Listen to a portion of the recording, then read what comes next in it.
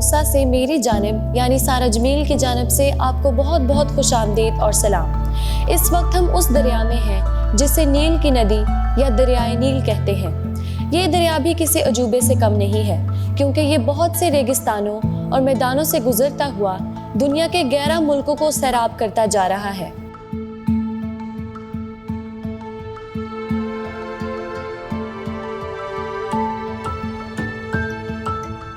اور یہ وہی دریا ہے جس میں حضرت موسیٰ کو ان کی ماں نے ٹوکری میں ڈال کر بہا دیا تھا، اور آپ کی بہن مریم اپنے بھائی کی محبت میں یہ سب کچھ دیکھتی رہی جب تک کہ فرعون کی بیٹی نے آپ کو اٹھا نہ لیا اور اپنا بیٹا نہ بنا لیا۔ بعد ازیں یہ وہی دریا ہے جس کا پانی خون میں بدل گیا تھا اور اس میں موجود تمام مچھلیاں اور جاندار مر گئے تھے۔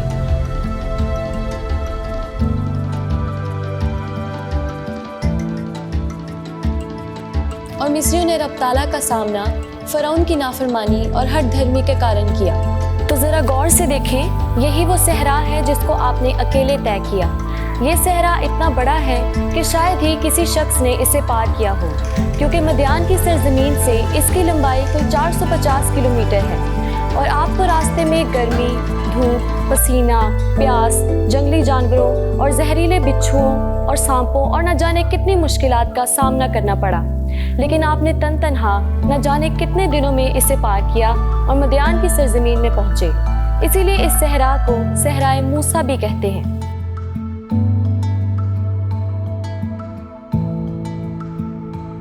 جی تو آج ہم آئے ہیں مقدسہ کیتھرین کے شہر میں، اور یہ وہ مقام ہے جہاں پر حضرت موسیٰ نے جلتی جھاڑی کا تجربہ پایا اور اب تعالیٰ کی ذات مبارکہ ان سے مخاطب ہوئی۔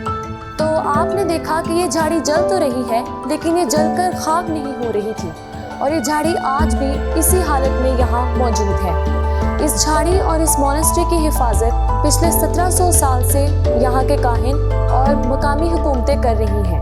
دنیا بھر سے لاکھوں لوگ اس جھاڑی کو، اس مونسٹری کو دیکھنے کے لیے آتے ہیں اور ڈھیروں برکات پاتے ہیں۔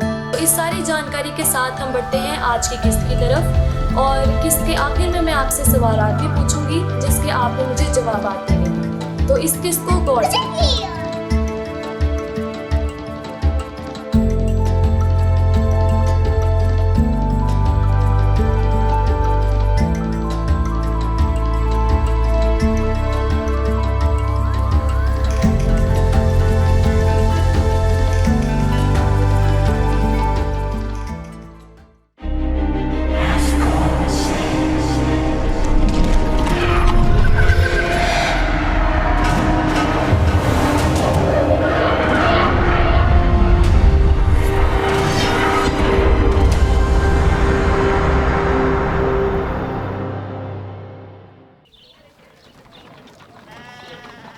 قحط کے دوران یعقوب جو ابراہیم کا پوتا تھا، اپنے 12 بیٹوں اور ان کے بچوں اور ملازموں کو لے کر مصر میں رہنے کے لیے آیا۔ مصر میں وہ زمین کی خاک کی طرح بڑھتے گئے۔ جلد ہی یعقوب، جس کا نام بدل کر اسرائیل رکھ دیا گیا تھا، اس کے بیٹے مصریوں کی تعداد سے کہیں زیادہ بڑھ گئے۔ مصر کے حاکم فرعون نے یعقوب کے بیٹوں کو غلام بنا لیا اور ان کو اینٹیں بنانے کے مشکل کام کے لیے مجبور کیا۔ تقریباً 300 سے زیادہ عرصہ وہاں رہنے کے بعد ان کو وہ سارے وعدے بھول گئے جو خداوند نے ابراہیم اور ان کے بزرگوں سے کیے تھے۔ خداوند نے ابراہیم کو بتایا تھا کہ اس کے لوگ ایک غیر زمین پر جائیں گے اور وہاں غلام بنیں گے۔ اس نے یہ وعدہ بھی کیا تھا کہ 400 سال کے بعد وہ اس قوم کی عدالت کرے گا اور وہ اپنے لوگوں کو پھر ملک موعودہ میں واپس لے آئے گا۔ یہ سچ ہے، فرعون سب چھوٹے بچوں کو قتل کروا رہا ہے۔ اسے خوف ہے کہ ہم تعداد میں زیادہ ہوتے جا رہے ہیں۔ مصری کمزور اور سست ہیں، لیکن ہمارے مرد محنت کر کے طاقتور ہو گئے ہیں۔ وہ اب ہم سے خوف زدہ ہیں۔ وہ میرے بچے کو مار نہیں پائیں گے، خداوند اس کی حفاظت کرے گا۔ ہاں، خدا فرعون کی طاقت کے سامنے کیا کر سکتا ہے؟ نہیں، میرا بچہ نہیں، تم یہ نہیں کر سکتے۔ فرعون خوف زدہ ہے کہ یہودی تعداد میں بہت زیادہ ہو گئے ہیں، اس لیے اس نے تمام پیدا ہونے والے لڑکوں کے قتل کا حکم دیا۔ لیکن ماں، میں سپاہیوں اور ہمسایوں کو کیا بتاؤں گی جب وہ یہ پوچھیں گے کہ ہمارا بچہ کہاں ہے؟ تم ان کو وہی بتاؤ گی جو سچ ہے، کہ اس کی ماں نے اسے دریا میں پھینک دیا ہے تاکہ سپاہی یہ نہ کر سکیں۔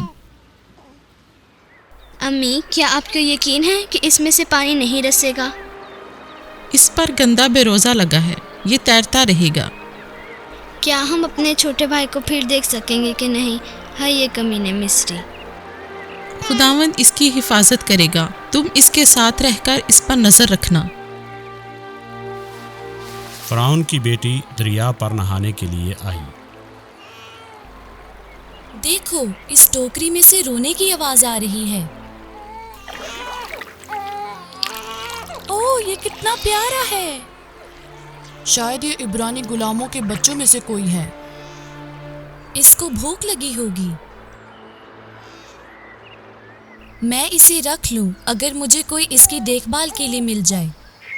یہ عبرانی بچیوں میں سے کوئی لگتی ہے، شاید ہی کسی ایسی عورت کو جانتی ہو جو اسے دودھ پلا سکے۔ میں جا کر دیکھتی ہوں کہ اگر مجھے کوئی عورت اس کو دودھ پلانے کے لیے مل سکتی ہے۔ ویسے میں ایک عبرانی عورت کو جانتی ہوں جس کا بچہ دریا میں پھینک دیا گیا تھا، وہ بچے کو دودھ پلا سکتی ہے۔ ہائے، میں نے کیا کر دیا ہے؟ کیا خدا کو کچھ پرواہ ہے؟ تمہارے پاس اور کوئی چارہ نہیں تھا، تم اسے ہمیشہ کے لیے چھپا کے نہیں رکھ سکتی تھی۔ آج یا کل اسے سپاہی ڈھونڈ کر مار دیتے۔ تم صرف خدا پر بھروسہ رکھو۔ ماں، امی، فرعون کی بیٹی دریا پر آئی تھی اور اسے میرا چھوٹا بھائی ملا۔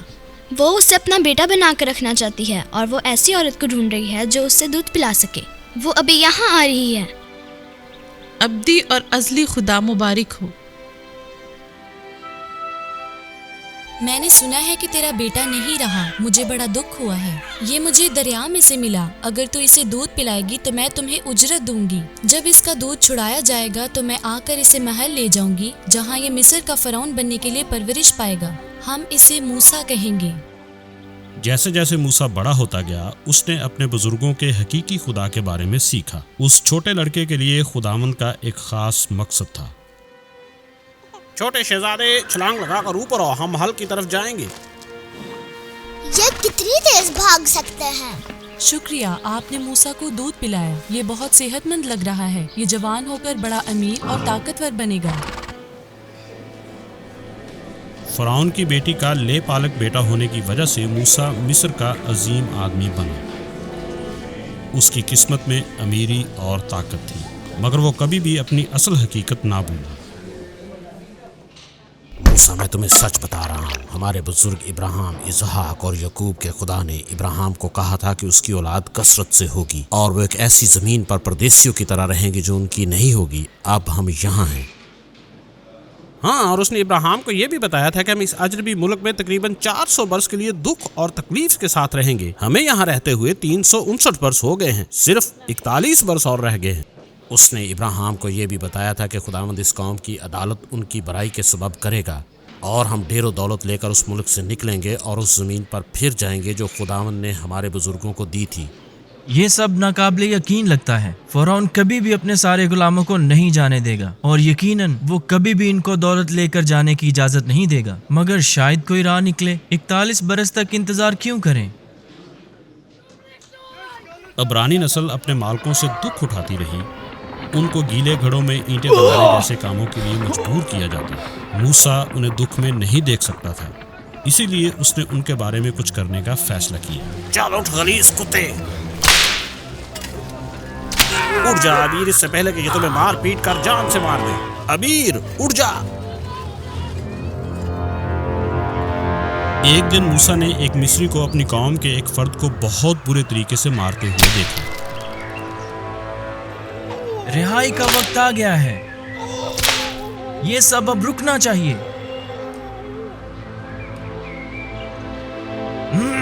اب اور نہیں۔ موسیٰ نے مصری کو جان سے مار کر دفن کر دیا، مگر کسی نے اس کو دیکھ لیا اور فرعون کو اس کی خبر دی۔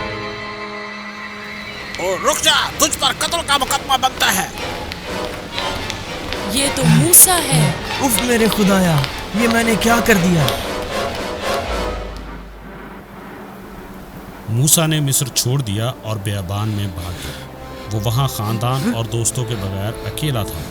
اس نے اپنے لوگوں کو نجات نہیں دلوائی، حتیٰ کہ وہ اپنی نجات کے لیے بھی کچھ نہ کر سکا۔ موسیٰ کئی دنوں تک چلتا رہا۔ جب وہ آگے نہ چل سکا تو چرواہوں کے ایک ڈیرے کے پاس آیا۔ دیکھو وہاں ایک شخص ہے۔ یہ مرنے کے نزدیک لگتا ہے۔ پانی لاؤ۔ یہ مصری ہے۔ موسیٰ کو مدیانیوں میں ایک نئی زندگی ملی۔ اس نے بیابان کے سارے رستے سیکھے، بیاہ کیا اور چرواہا بن گیا۔ 40 برس گزر گئے اور مصر صرف ایک پرانی یاد بن کر رہ گیا۔ موسیٰ نے اپنے لوگوں کو دیکھنے کی آس بھی چھوڑ دی تھی۔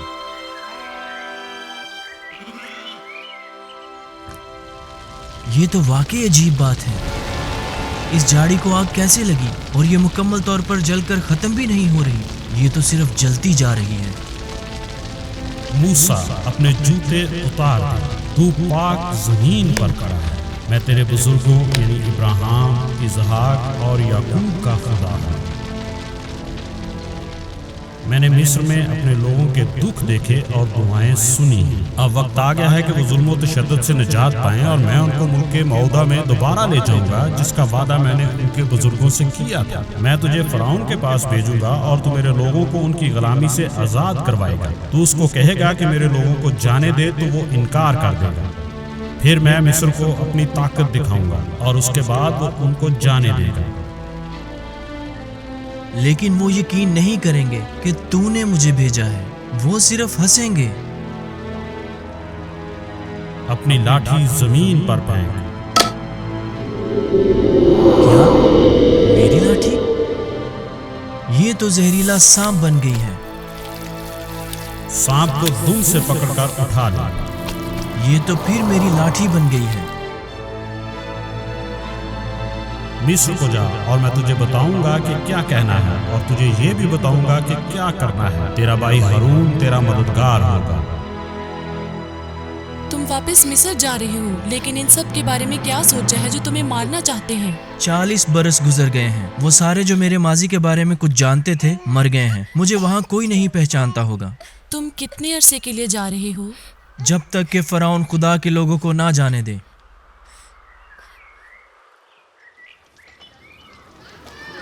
سب بزرگوں کو بلا کر اکٹھا کر لو، نجات کا وقت آ گیا ہے۔ یہ کون ہے؟ یہ ہارون لاوی۔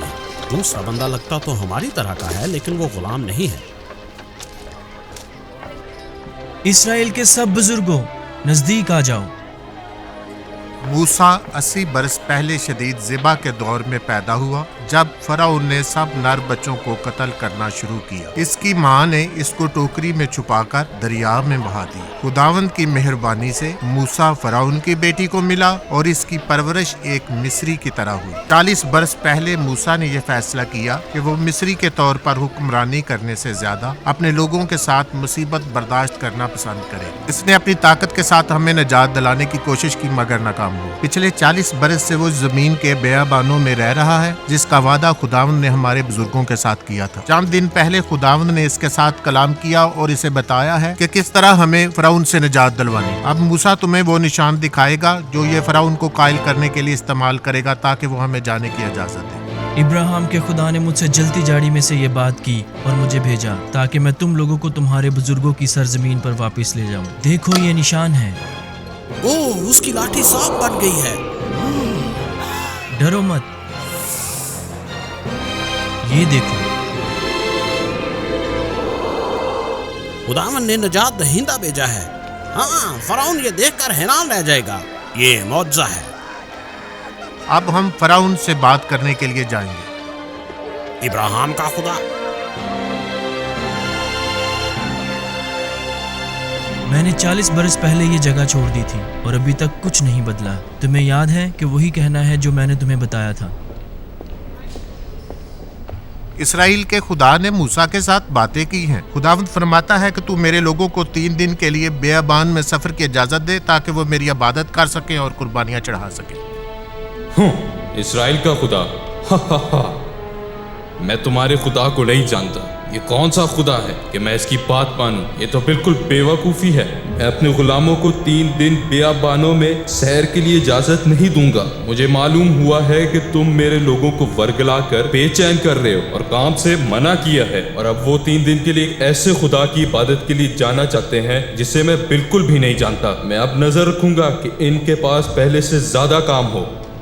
اب سے وہ اپنے لیے بھوس بھی خود ہی لائیں گے اور پھر اینٹیں بنائیں گے۔ اب میری نظروں سے دور ہو جاؤ اور واپس وہیں چلے جاؤ جہاں سے آئے ہو۔ کیا تم اس کی گستاخی پر یقین کر سکتے ہو؟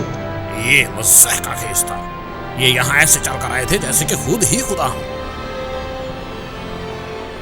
تمہیں اب تک یہی حاصل ہوا ہے کہ ہمارے کام کا بوجھ دگنا کر دیا گیا ہے۔ یہ تو نجات نہیں ہے، اور تم یہ سمجھتے ہو کہ خدا نے تمہیں بھیجا ہے۔ وہ خود کو کیا سمجھتا ہے؟ مذہبی جنونی کہیں کا۔ میں اس کی شعبدہ بازی کا یقین نہیں کر سکتا۔ اچھا، تو تمہارے پاس زیادہ کام نہیں ہے، اسی لیے تم اپنے خدا کی عبادت کے لیے جانا چاہتے ہو۔ ہم تمہیں سکھائیں گے کہ فارغ نہیں رہتے۔ یہوہ، جب سے میں تیرا نام لے کر بات کرنے آیا ہوں، مسائل اور بڑھ گئے ہیں۔ تو نے مجھے یہاں کیوں بھیجا ہے؟ میں یہوہ تیرے بزرگوں کا خدا ہوں، اور میں نے اپنی قوم اسرائیل کے دکھ دیکھے اور ان کا رونا سنا ہے۔ اب وقت آ گیا ہے کہ میں ابراہیم کے ساتھ اپنا وعدہ پورا کروں اور ان لوگوں کو کنعان کی زمین تک پہنچاؤں۔ موسیٰ تو ان کی رہنمائی کرے گا۔ مگر میں تو صحیح طرح سے بول بھی نہیں سکتا۔ فرعون کہاں میری سنے گا؟ بولنے کا کام ہارون کرے گا۔ تو صرف میری بات سن اور اسے بتا کہ کیا کہنا ہے۔ پہلے پہل فرعون تیری نہیں سنے گا، لیکن میں اسے بڑے بڑے نشان دکھاؤں گا جب تک کہ سارے مصری یہ جان نہ لیں کہ میں ہی واحد سچا خدا ہوں۔ تم یہاں دوبارہ کیا کرنے آئے ہو؟ یہوہ فرماتا ہے میرے لوگوں کو جانے دے۔ یہ نشان ہے کہ یہوہ نے یہ کہا ہے۔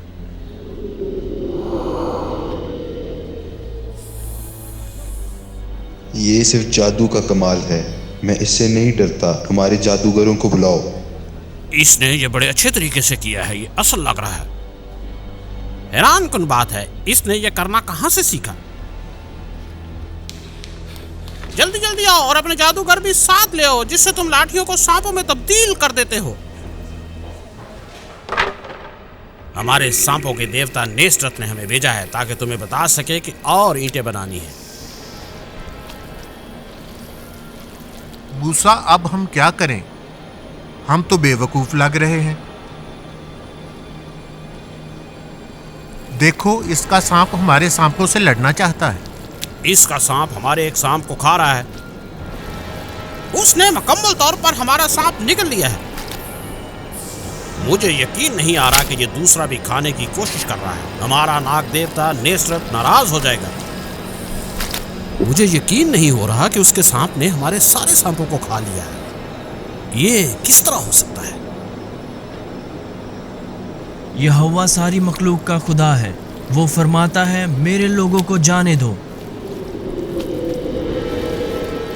مجھے نہیں معلوم کہ تم نے یہ کیسے کیا ہے، لیکن میں ان جادو کے تماشوں کی قیمت لاکھوں غلاموں کی صورت میں کبھی نہیں دوں گا۔ میری نظروں سے دور ہو جاؤ۔ خروج 7:13۔ اور فرعون کا دل سخت ہو گیا، اور اس نے ان کی نہ سنی جیسا خداوند نے کہہ دیا تھا۔ یہوہ نے کیوں ہمیں اس طرح کے نشان کے ساتھ بھیجا جس کی نقل فرعون کے جادوگر بھی کر سکتے تھے؟ کچھ دیر کے لیے تو ہم بالکل بیوقوف لگ رہے ہیں۔ مجھے نہیں معلوم، پر خداوند نے یہی کہا تھا کہ وہ فرعون کے دل کو سخت کرے گا۔ یقیناً یہی وہاں پر ہوا۔ کیا تم نے دیکھا کہ وہ پاگل ہو گیا تھا جب میری لاٹھی نے اس کے پالتو سانپوں کو کھا لیا تھا؟ مجھے یہوہ کے ساتھ بات کرنے کے لیے جگہ ڈھونڈنی چاہیے۔ مجھے نہیں معلوم کہ آگے کیا کرنا ہے۔ خداوند نے موسیٰ سے پھر کلام کیا اور اسے بتایا کہ اسے کیا کرنا ہے۔ مصریوں نے موسیٰ کا مذاق اڑایا۔ اس کے اپنے لوگوں نے اسے رد کر دیا کیونکہ فرعون نے ان کی غلامی کے بند کو سخت کر دیا تھا۔ پر موسیٰ کو خداوند پر بھروسہ تھا اور وہ اس کی فرما برداری کرتا رہا، اگرچہ وہ بھی یہ سب نہیں سمجھتا تھا۔ یہوہ کہتا ہے اس لیے کہ تم نے میرے لوگوں کو جانے کی اجازت نہیں دی، اب تمہیں معلوم ہوگا کہ میں ہی خداوند ہوں۔ मिस्र का तमाम पानी खून बन जाएगा। इस दफा काफी मुतासर कुन है। उसने ये किस तरह किया? जाओ मेरे जादूगरों को लेकर आओ, दरियाए नील का देवता इसे रोकेगा। देखो मेरे जादूगर भी ये कर सकते हैं। मैं तुम्हारी जादुई चालों से कायल होने वाला नहीं। मैंने अपनी पूरी जिंदगी में इस तरह नहीं देखा। यहाँ तक कि चश्मे और छोटे तालाब भी खून में बदल गए हैं। उसने अपने खुदा का नाम क्या बताया था? उन्हें ये कहते हुए कभी नहीं सुना। वैसे इससे क्या फर्क पड़ता है? हमारे पास हजारों खुदा हैं। दरिया नील का खुदा यकीनन नाराज है। इस बंदे मूसा ने बताया है कि उसका खुदा ही वाहिद खुदा है। वाहिद खुदा? ये तो बिल्कुल मजाक लगता है।